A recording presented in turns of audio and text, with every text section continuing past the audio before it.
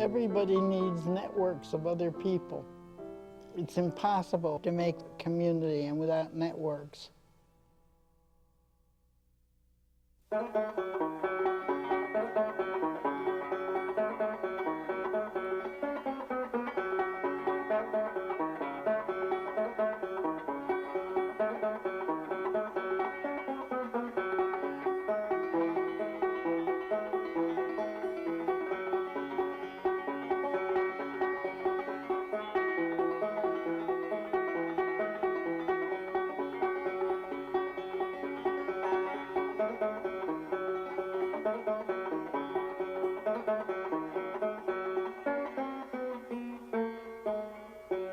In 1956, I think it was, that Eisenhower said that the automobile industry was the backbone of the American economy and that you had to keep people working.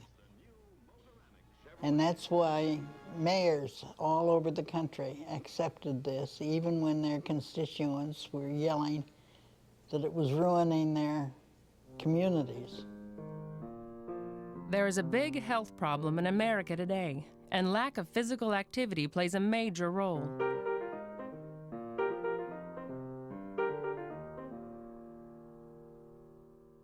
Our culture is becoming more sedentary as we design physical activity out of our daily lives.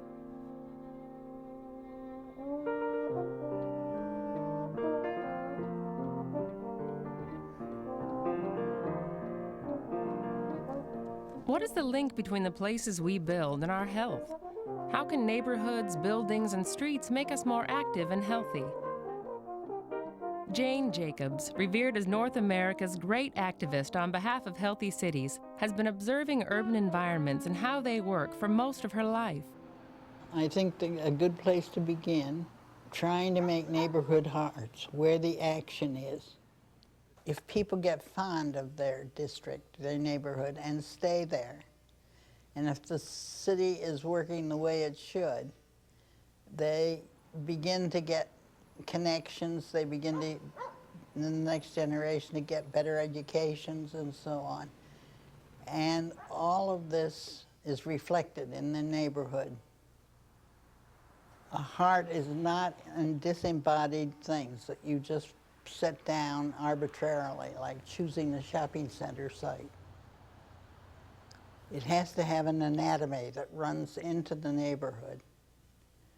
And the anatomy, the clue to it, is what you always hear when people talk about a hangout. Oh, it's the corner store, or it's the corner bar.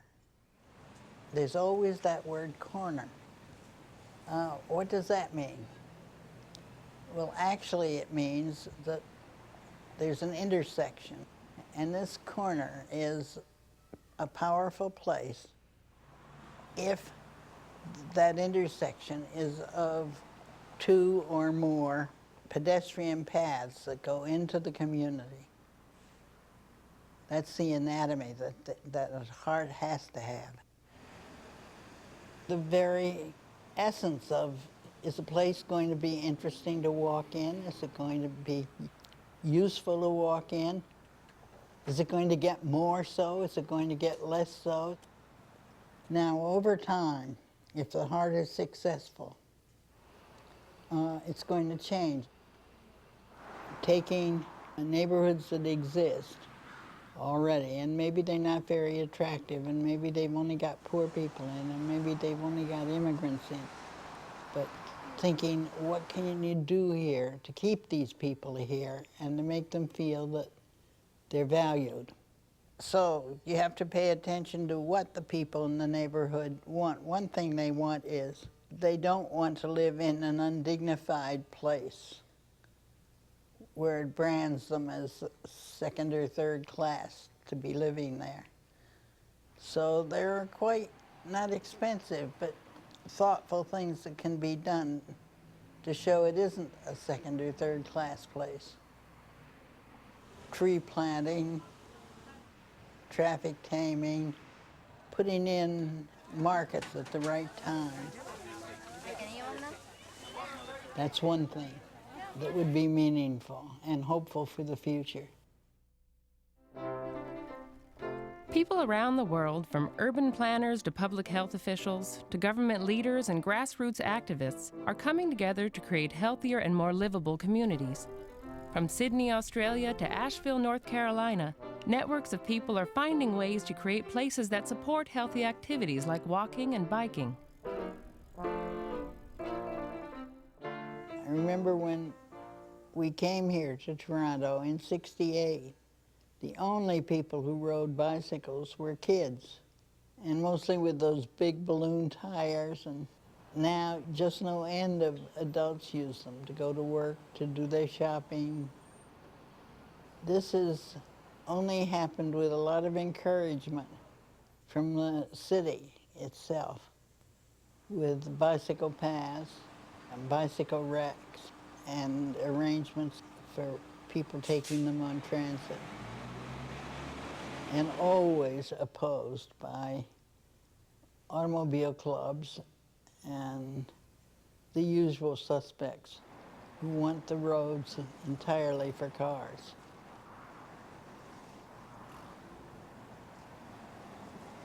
But I get hope from when I see how bicycling has burgeoned. Toronto has just, the council has just adopted a pedestrian charter which states that walking is the most sustainable form of transportation, and it should be everybody's right, and that everything that's done, every planning decision that's made and so on, should take into account what it does to pedestrianization. You don't have to put the children into cars for everything to transport them, where they can go to school in groups on their own or on bikes. It becomes the freedom that goes with that for everybody concerned. And when children latched on themselves to something active and free like skateboarding, this shouldn't be automatically disapproved of and attempts made to shoo them out of here and there. No, this is a healthy thing. And there are some places where that has been recognized, good places provided for them to do their weird skateboarding things. That's part of freedom.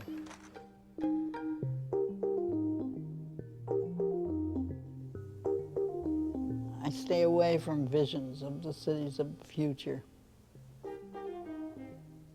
Any city at all that's worth learning from or considering has parts that work. And so what should we study? We should study the parts that work and the parts that people use. All hypotheses get tested in the real world. You don't have answers in advance, and one size doesn't fit all. And the greatest asset that a city can have, or a city neighborhood can have, is something that's different from every other place. Don't think it can be done with wishful thinking or pretty words. Think how to get examples done. And then don't hide the examples under a bushel. Trot them out, use them for public education. Show what they mean. Everybody needs networks of other people, and it's impossible to make community and without networks.